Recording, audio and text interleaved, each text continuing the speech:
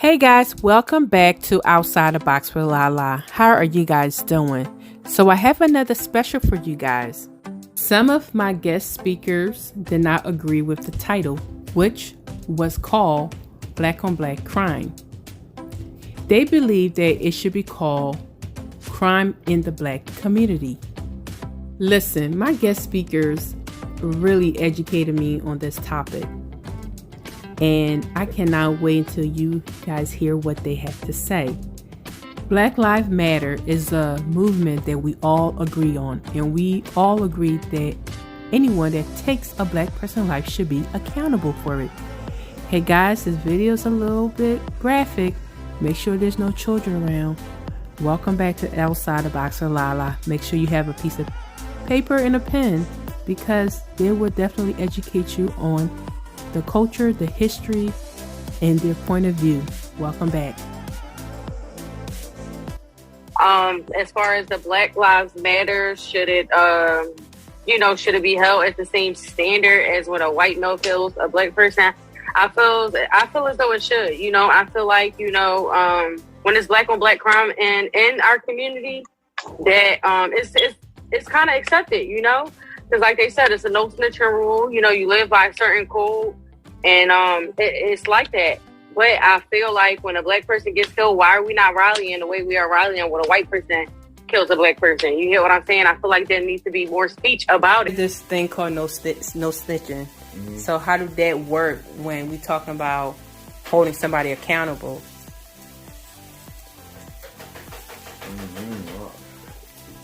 It's a hard question, right? Yeah, like a lot of people be saying that don't snitch and all that, but then I was just in there with them and they was just telling me somebody, so it's like you gotta see for yourself if you was in that situation or what's going on, just be aware. So. That's very, yeah. So you don't know until you're in that situation. Right. That's what you're saying. Because a lot of time people judge. Yeah. A lot of people say that as gangster or whatever, until they in that situation. So as soon as they get in that situation, it won't be that.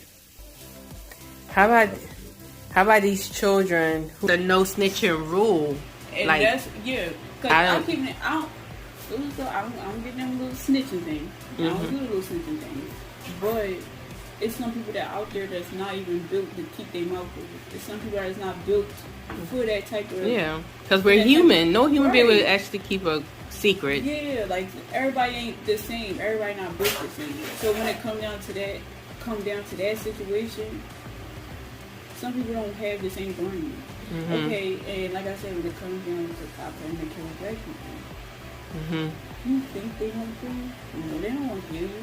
You think they want you dead? Not all of them do. Yeah, not all of them, but some of them. Yeah. Some of them be on the... They're racist like, cops out there. You going down. Yeah. And then some of them be like, no, we gonna try to...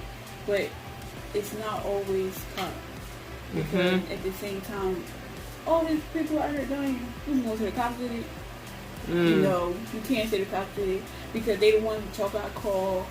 When it comes down to somebody getting killed, when it comes down to somebody needing it, y'all gotta call them because they're going to protect you. Yeah, and then I'm glad you say that because you know how we said Black Lives Movement. So if the Black Lives Movement only happen when authorities, or should it happen when we're killing ourselves? I feel like it should be all. I feel like it should be for both. Yeah. Like because it's still another human being dying. Yeah, because that didn't make sense. I feel like. Oh, everybody mourns for a week. They talk about we gonna do this, we gonna do that, and then nothing is done. Versus, George, they were marching and everywhere. Philly, New York, whatever. Everybody's standing up because it's wrong. But can we stand up when a black person kills another black person? Because I feel like it needs to be more a tight community where we actually say no, this is not okay. Yeah. Do anybody else have anything to say before I go into these questions? Yeah, I do. I'm Marquita, everyone. Sorry I didn't introduce myself. I'm not outspoken. But coming from, like, my family, I had 5 cousins that died in the streets. And I just think about who life they may have taken And we didn't know about that. Like, we only knew when they died because of retaliation or whatnot, being in the streets and being drug dealers. But I'm pretty sure they took someone's life. And I think it becomes complicated with the retaliation because it's like, well, they killed my people, so I'm not saying nothing. The families that do know, because a lot of my cousins died when I was younger, and then now I'm in my 30s. My last cousin died about 10 years ago. But, you know, we were still like ignorant to what they were actually involved in. And I feel like some people feel like it's justified. So when somebody is outside of your race kills you, you like, we don't have no ties to them. They not no kinfolk to us. They didn't do nothing to, like, we didn't do nothing to them. But that retaliation keeps coming in a circle, and it's detrimental for everybody. Somebody got to say enough is enough. And a lot of fathers not home. And it goes back to the music as well, because we don't have positive influences out there. So I'm going to leave it at that. Here's because of the role models. I'm not going to say like people like parenting, but I would have to say they don't have a steady figure in their life to show them the way. Or if their dad is in jail, or if their mother is not around, they're going to try to find their own way. So they may find groups of people that is the wrong people to take care of them, and then they're showing them the way. Yeah. So I think I would say it's parenting. It is parenting. Yes, part of parenting. A lot of young males, young guys don't have a lot of fathers, or their fathers is gone, or they don't know who their dad is. Yeah. Or even if their dad is around, it's probably not giving them a good role model. Yeah, like a figure to look up to. Yeah. So I think it is a lot of, especially it's a lot of young kids dying today from other young kids also. Yeah. When you look on the internet, you'll see like a 15-year-old got charged with murder, or a 15-year-old got caught, or even as young as 12-year-olds got caught with guns or running from cops. But you really rarely see like an older person really going after a younger person. You see the younger ones going after everybody else.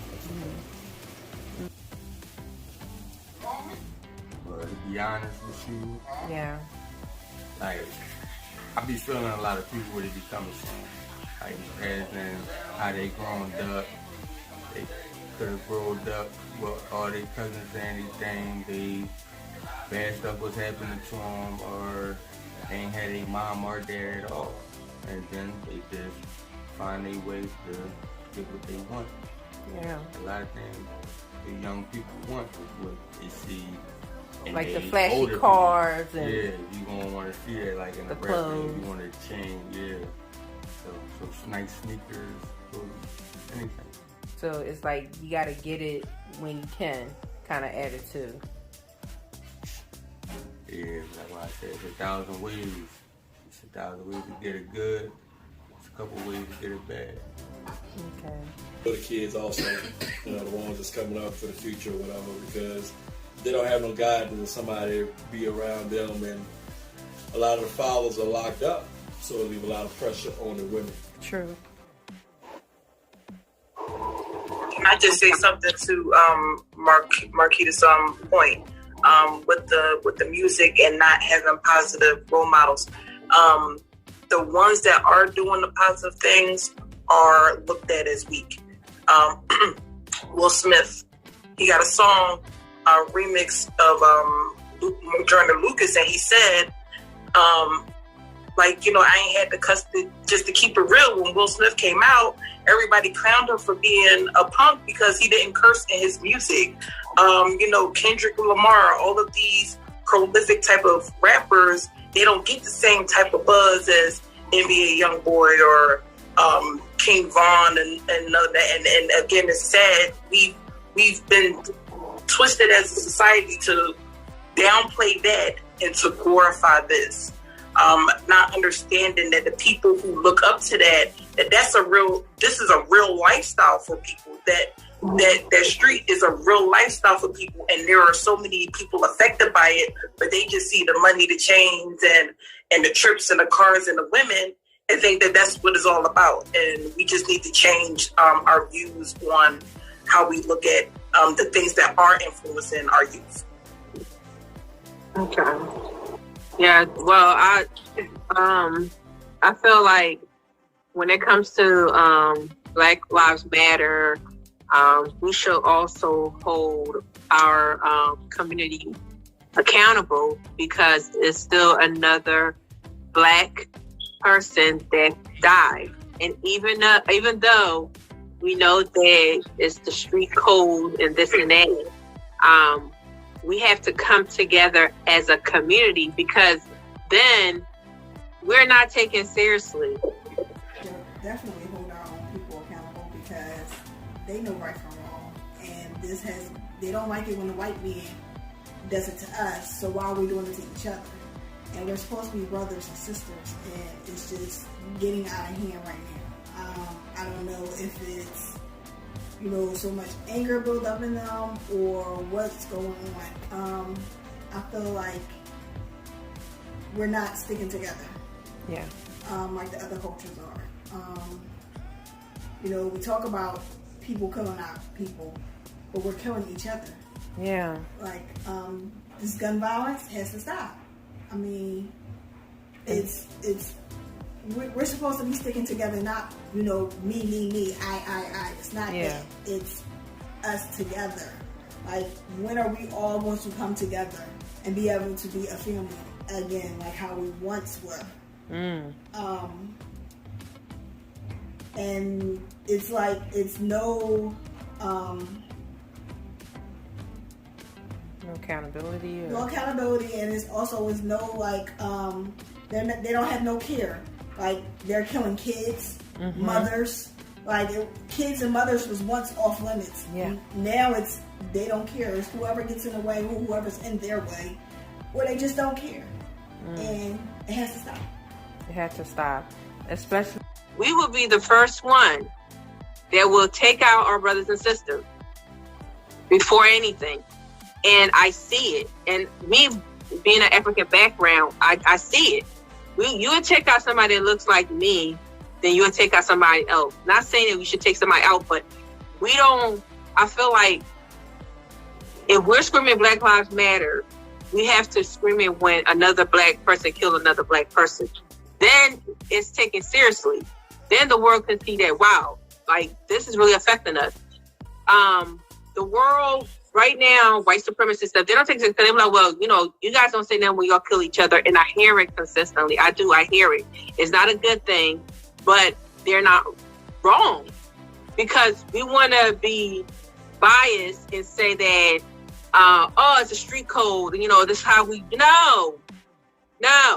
It's still another Black person that's taken out of this world, and they should be held the same accountability that we held the police officers. Anybody else want to say something before I go through these questions? But that's how I feel. Hello, everyone. Oh, sorry. Oh, I'm sorry. I didn't mean to cut you off. I'm sorry. You can go first. This is Charlie. So, okay, thank you, babe. My thing is, due to majority of us on here, we have to be at least in the 80s babies, 70s babies, 60s babies. I don't know how old you are, but back in them days, we used to have where our neighbors, our elders, used to beat our behinds. We don't have that now in these generations, because we have these young mothers where if you go try to grip their kids up or talk to them, even scream at them like, hey, what you're doing is wrong, those kids go back to their young mothers, and their young mothers want to come with bats, throwing stuff at your doors and all that. Can't even control these kids that's out here when you're trying to give them structure, give them guidance, because they go back and run to their moms, and their moms want to run and go fight and stuff. So that's where you get more drama coming from it. Like, it's come from the home, really, and it's speaking to your neighbors and kids. It's like, even when you talk to them, their parents want to go fight. So it's hard out here when you're trying to guide these kids or try to guide these guys, where when they run back home, their mom don't want to hear that. They're like, oh, you touching my son? You talking to my son? Where even me at work, when I see a bunch of customers and I see kids cursing at their parents, and me like, hey, you ain't going to talk to your mom like that. Their mom go, won't you mind your business? Oh, okay. Now we see where it starts at from home, where these mothers let these kids do whatever they want to. It's true. Then when it comes down to it, the ones that do like the parents, their parents is now, oh, my son is so good, oh my son is that. But some parents don't know what their son be out here doing. Yeah. So yeah, I feel like, there's some parents or some, in general, period, people should take accountability for what they do. Like if you want to go out and kill somebody, you take accountability for what you did. You killed them, you did it. Especially because we're holding the authorities accountable. Alright, we using it just like as cops. Y'all hold cops accountable for killing, black people. Y'all hold cops accountable for killing this or doing that. Why can't we be accountable for, like, come on, you gotta. I think if more parents just would talk to their kids. Yeah, and have that conversation. Just keep talking to them, although sometimes talking don't help. Yeah. Because once they get outside, it's a whole different thing. I try to keep my kids inside when they was younger. But as they got older, it was like really nothing I could do because, but I still worry as a mother and they're grown. I feel like I worry more than I do when they was younger because it's crazy out here. Yeah. It's really crazy out here. So I just feel like the crime is ridiculous because we're killing each other. Today, if something happens, like, we all got a number. I understand that. But sometimes it be how they got killed and, they can't get over it. Like, just go listen to it. Yeah. And it's okay to lay on the couch. And that's I've what done my channel is about, is mental health. And you just spoke about something like really important. You actually touch on a lot of the deep stuff. And I thank you for it. And you're right. Mental health is real and we need to get the help. Mental health is very real. It's viral in food. I had to understand myself from, certain family members. And that's why I can better understand it. So I think if people really read up on it or take trainings, they will really understand how serious mental health is. This is I just feel like this is not going to get any better. Yeah. It's not going to get any better. It's getting worse and worse. Look how many of the young kids are dying. Yep. I don't see them out there killing nobody and stuff like that. I don't condone of that. But you never know what they might do. Yeah. But if something was to happen and I know my child wasn't the same, I'm not going to be on the news saying, oh, my son was a good child and this and that. And take accountability. What he's out here doing. Yeah. You get what I'm saying? You can't do that. Because at the end of the day, if you don't know, if you don't know what your child is doing, if you not into their lives to know what they're doing, then you don't know. So you can't say, oh, my son was the same, he was a good boy or this and that. No, you can't say that because you don't know if you're not in that child's life like you're supposed to be. Hello? Yeah. Hello? Yeah. Oh, I'm sorry, can you hear me? I was trying to speak. Yeah. Okay. Thank you. For me, I believe that black on black crime is a myth that is used to villainize black people. Because whenever black on black crime is brought up, it's often used to combat what we're doing racially for our community. When we speak against police brutality, that is a real issue that we go against.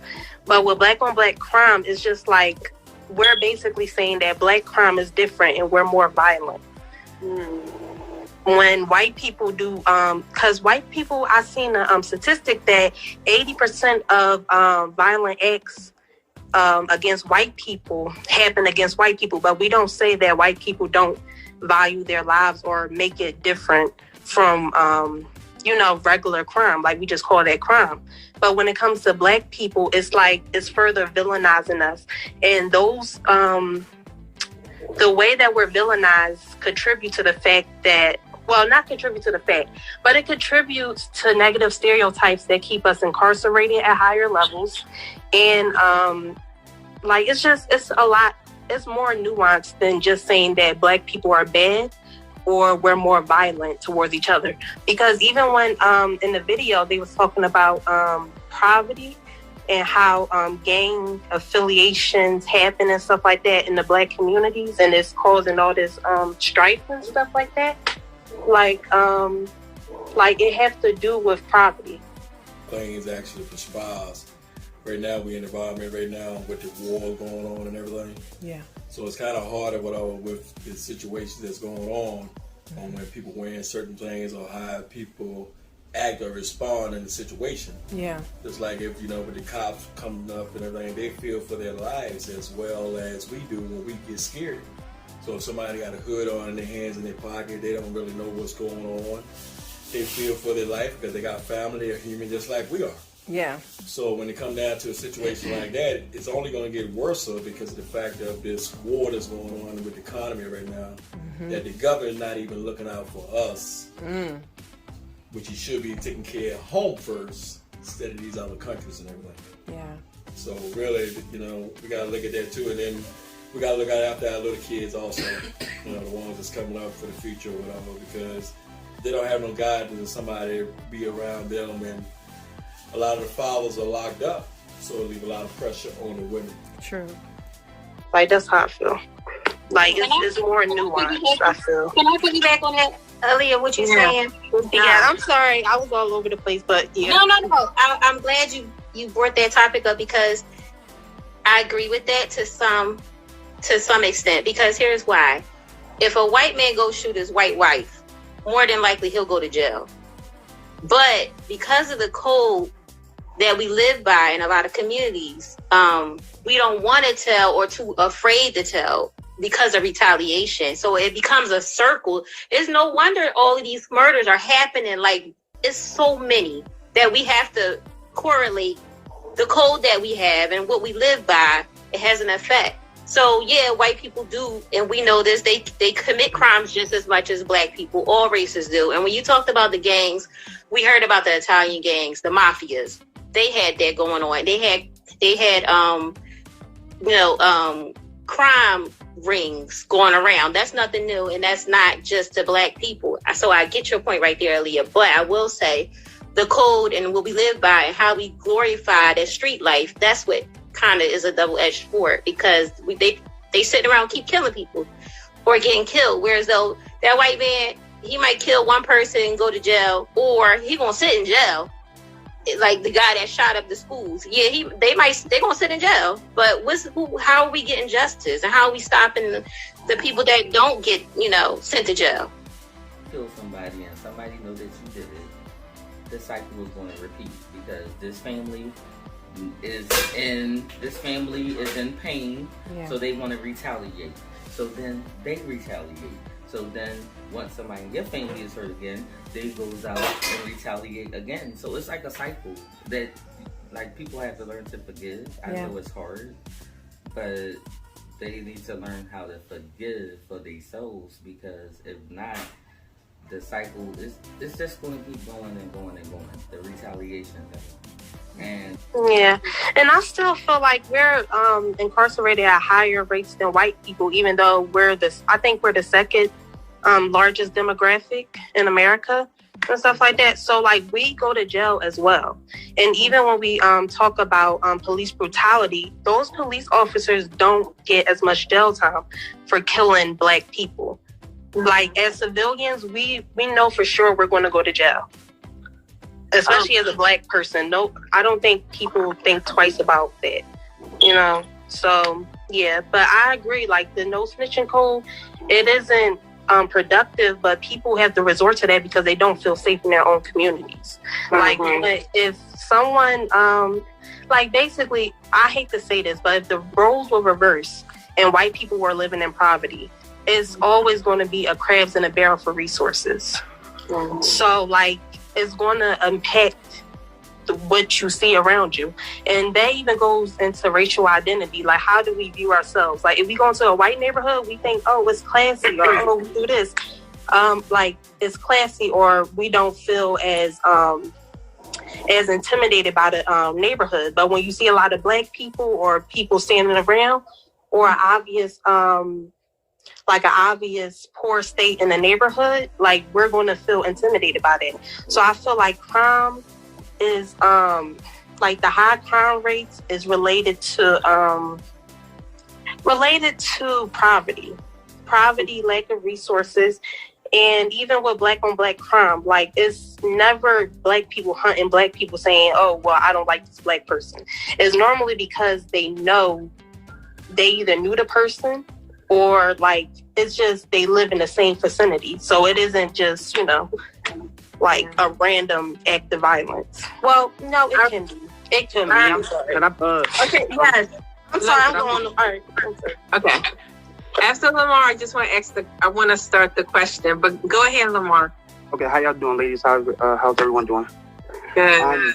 So I really just wanted to piggyback off of what Aaliyah said, because I think she made a great point. I also agree that black on black crime is a myth. Crime is relative, and what I mean by that is you kill who's closest to you, right? So if in a 12-block radius, there's nothing but, 90% is black, 5% Hispanic, and so on. 9 out of 10 times, you're going to kill a black person.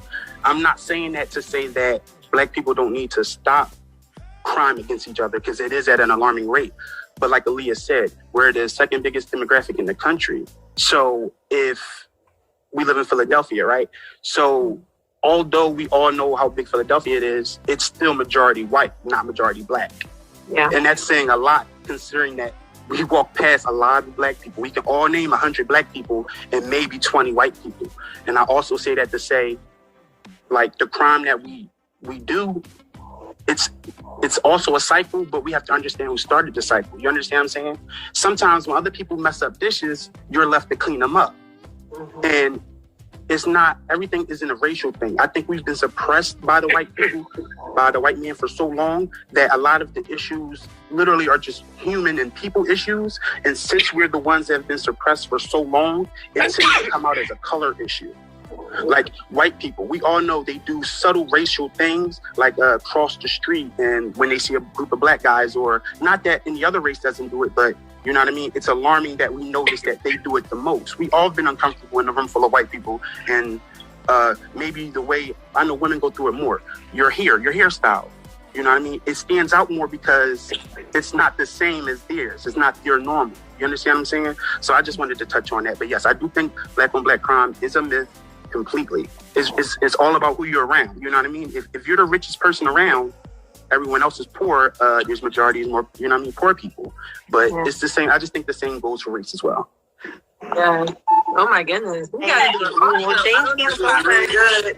Yeah. Really good. We didn't even get to the question yet. That was good, because I got a lot to say. Y'all just answering it. No. Thank you guys. Can you hear me? Huh? I'm so sorry to keep the topic going, but I got one last thing of input. Okay. Something earlier, but I've been getting nervous.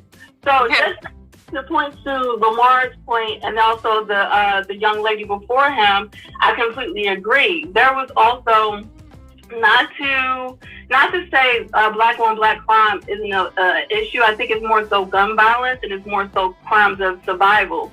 But I don't think it should be worded as black on black crime, because there's also white on white crime. There's also Asian on Asian crime. It was this clip that I listened to a couple years ago. It was from D.L. Hughley, and he makes a very good point about how black on black crime doesn't really exist. It's more so crime of proximity. Of course, you're going to kill who is closest to you. But I have that clip, and I want y'all to hear it. Dangerous word, the most dangerous series of words, the most dangerous phrase in America for black people is the phrase black on black crime. Because it implies that we do whatever we want to each other and they get mad with people. Other people kill the people they're around. That's it. That's unfortunate. And poor people tend to be more violent. Poor people with less opportunity tend to be more violent. So the very next time you hear somebody using the phrase black on black crime, you know that they're complicit in helping somebody else perpetuate a narrative that is very dangerous to us.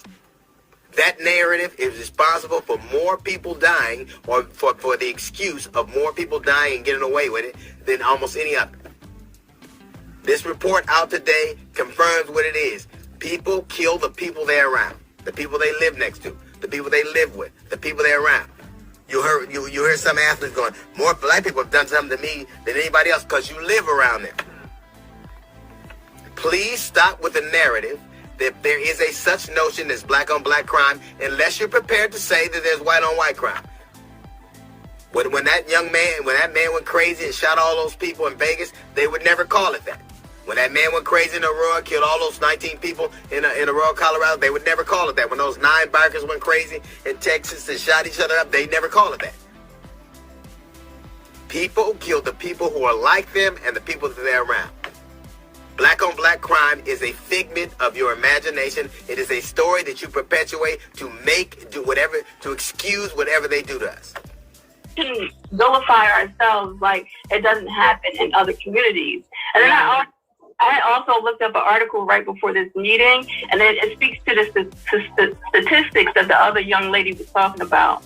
So it basically says, overall, most homicides in the United States are interracial, and the rates of white on white and black on black killings are similar, both long-term and in individual years. Between 1980 and 2008, the U.S. Department of Justice found that 84% of white victims were killed by white offenders, and 93% of black victims were killed by black offenders. In 2018, the Federal Bureau of Investigation reported that 81% of white victims were killed by white offenders and 89% of black victims were killed by black offenders. And in 2017, it was pretty much the same thing. The FBI reported almost identical figures. 80% of white victims were killed by white offenders and 88% of black victims were killed by black offenders. And this is an article that's from the USA Today. Now, I didn't have time to fact check, but again, USA Today is pretty reputable, and then they also quoted Federal Bureau of Investigation and also the U.S. Department of Justice. So I agree with the guy, Lamar, that says, like, violence is more so, not that we should definitely try to figure out what we can do to stop gun violence in the black community, but violence is more so a human issue. It's not just a black issue. It doesn't just happen in the black community. It happens all over. Look at Ukraine. Look at what just happened with the kids getting shot. But and then following that, like, America was built on violence. Like, so America as a whole is a violent country. You know, they came over here and they stole the country from the Native Americans. You know, it was, you know, lots of bloodshed. And then the British came over and tried to take America from the Americans that were here. And then we had slavery, which was pretty brutal. So violence and, you know, murder isn't just a black issue. It's more so a human issue that America has to deal with, that basically the whole world has to deal with. So that was my piece. No, thank you, Jasmine. Yes, so I'm going to go through these questions, but I just want to say that, yes, using the term black on black crime, it should just be crime, right? The reason why we brought this up is because, you know, we want to fight for the Black Lives Movement. And a lot of time when it comes to the Black Lives Movement,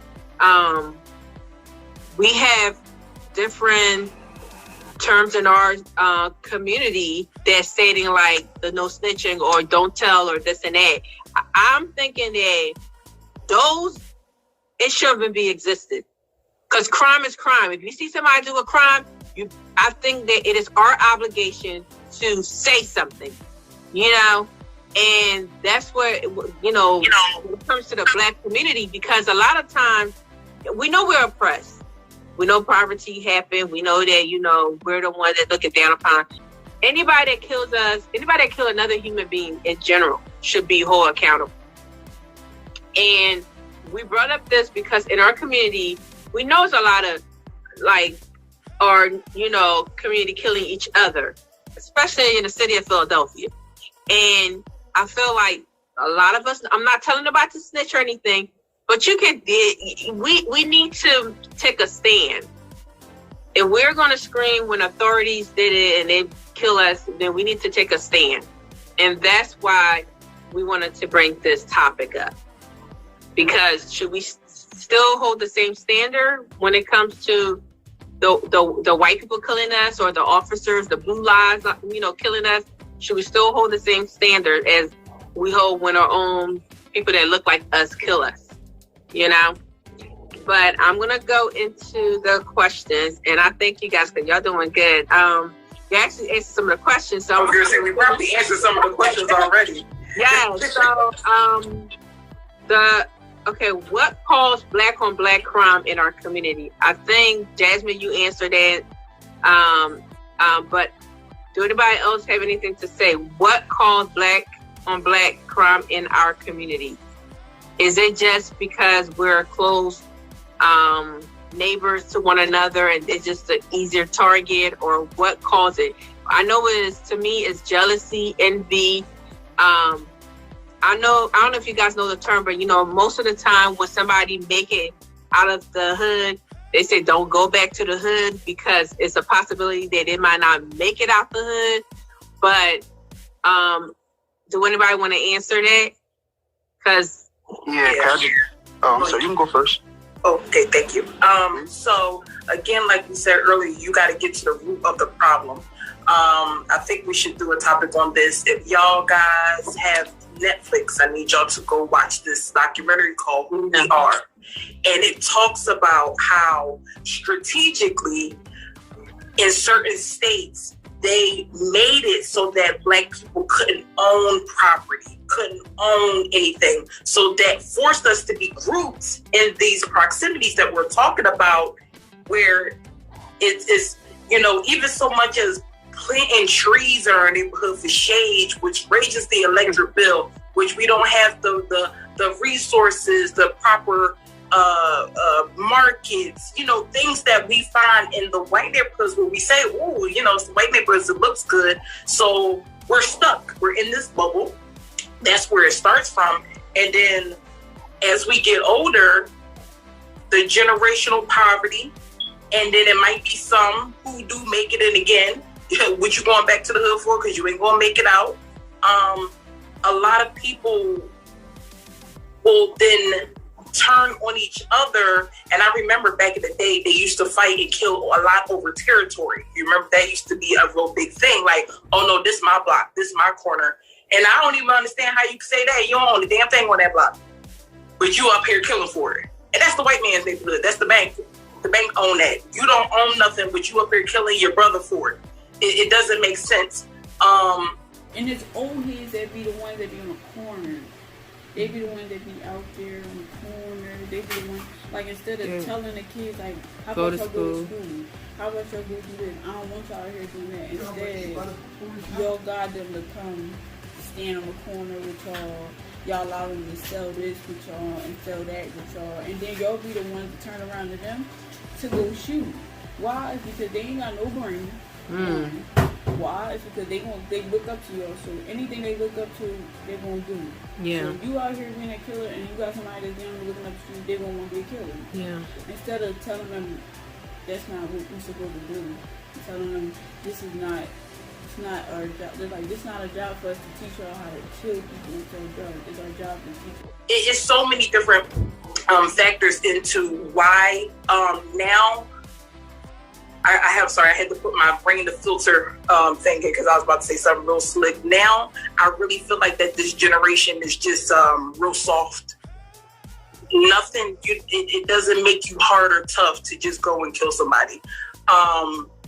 That's you're a punk to me. These people have this weird sense of entitlement and respect. And the guy who killed Nipsey Hussle, he killed him because he disrespected him. Huh?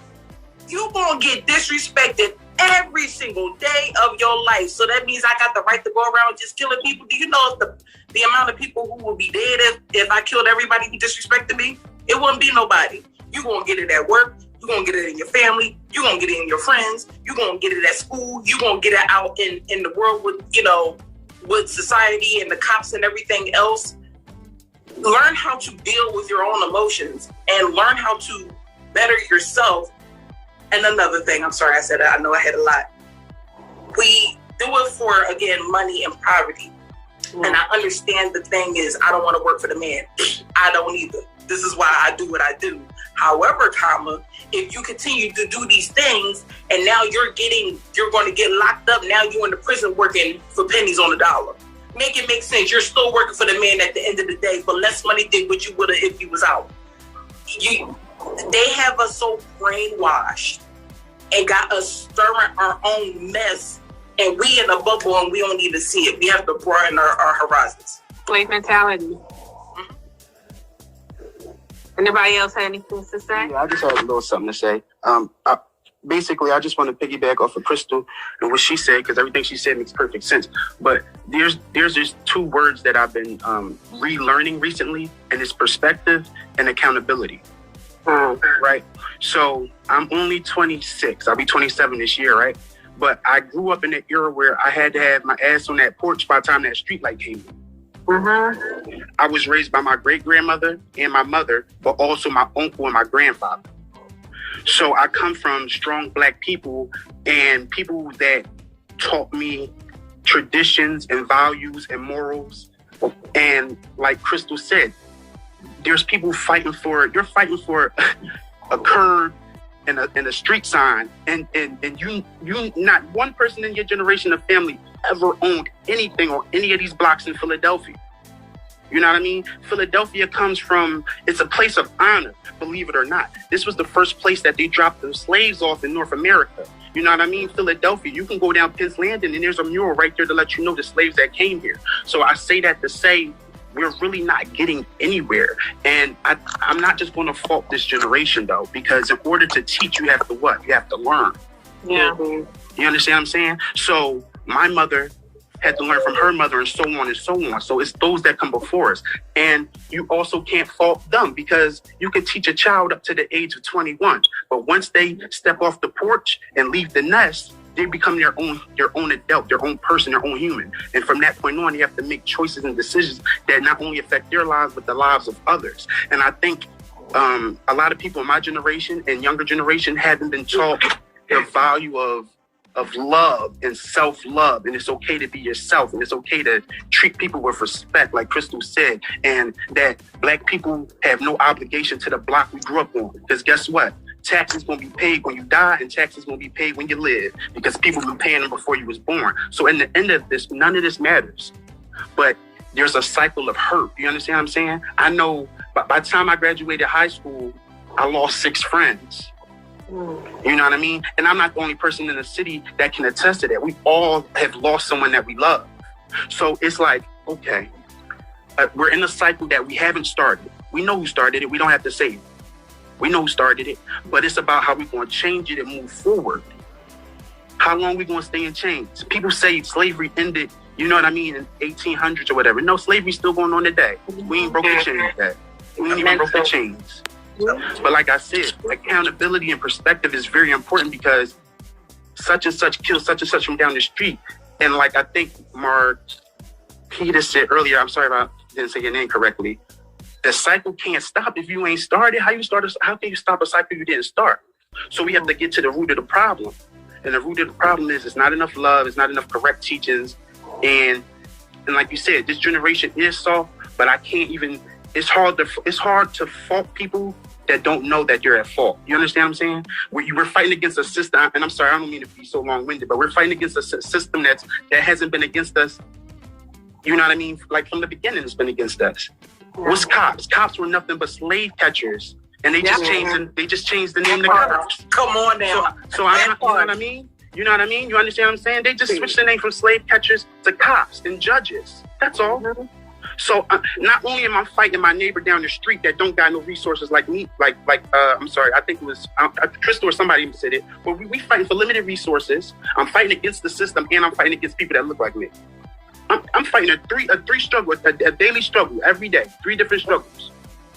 You know what I mean? So like, I'm gonna wrap it up, but it's hard for me to blame the young people when I wish some of the teachers would have been a little better. And I'm not faulting, like I said, it's hard to put fault on either side, because you can bring a camel to the water, but will he drink it? Exactly. You know what I mean? But you can't make him drink. That's right. Reach on, Pastor. Yeah. Okay. I love that the men is on here doing the thing. Yes. George. No, these my people, y'all. These my people. Yeah. Okay. Come on. George. George about to come on now. Everybody. And I'm gonna start off. I got a verse that I want to share, right? Because we've been talking a lot about gun violence and why gun violence is happening, and I'm sure eventually the conversation is going to lead to what are we going to do about it, right? Yeah. And I got one verse, and I'm going to say a little bit. It's 2 Chronicles 7:14, and it says, "If my people, which are called by my name, shall humble themselves and pray and seek my face and turn from their wicked ways, then will I hear from heaven and will forgive their sin and will heal their land." And so God put that verse in my heart to say, because I've been, I have my nonprofit, Survival to Success. I think Crystal knows, we met before on Zoom, Larissa knows. And I was doing a lot of work around the community, especially around gun violence. You know what I mean? I was running all around the city, doing events here. And around a George Floyd situation that happened, man, that really blew my mind. And I was running around like a chicken with my head chopped off. Like I'm gonna go to this event, I'm gonna talk here and speak here. And around that time, God put on my heart, it was like, what if, and I was questioning myself, what if I was fighting against the will of God, in a sense? And what I mean by that is I had to come to terms with the fact that I was fighting an uphill battle. And, this may not be a very popular opinion, but I don't see this getting any better. And quite frankly, I don't think it is going to get any better, because our people are hard-headed and we stiff-necked, and we don't know how to humble ourselves, and we keep looking to man for answers instead of looking to God. And so, it's a very unpopular opinion, but the fact of the matter is we've strayed so far away from, like Lamar was talking about, good teaching.